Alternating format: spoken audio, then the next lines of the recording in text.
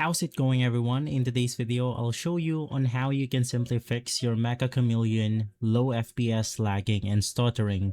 So this is related to the resources of our computer.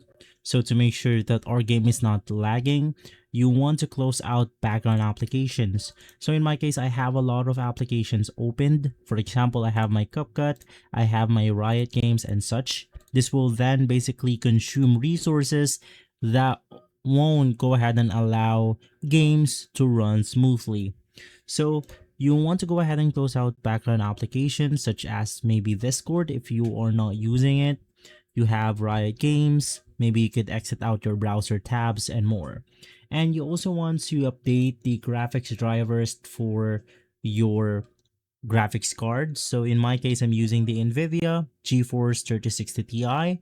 Having an outdated driver will cause latest games to go ahead and lag or stutter. So simply search for your brand. Once again, in my case, it's NVIDIA drivers.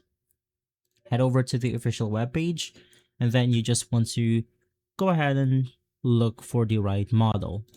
The next thing that you want to do is to navigate back to library.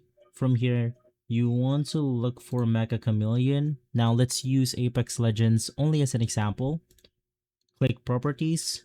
You then want to select Installed Files, click Verify Integrity of Game Files, and from there this will then fix broken files, corrupted files, glitches on the actual game files that can go ahead and cause the lag or stutter to appear. And the last thing that you want to do is to click Browse. Look for the exe launcher or the executable file for MECCHA Chameleon. Right click on it, click Properties, Nav Compatibility, and make sure that you click the Run this program as administrator and disable full screen optimization.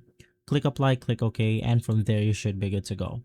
If this video has been helpful, leave a like, subscribe, and follow us for more videos like this. Thanks for watching.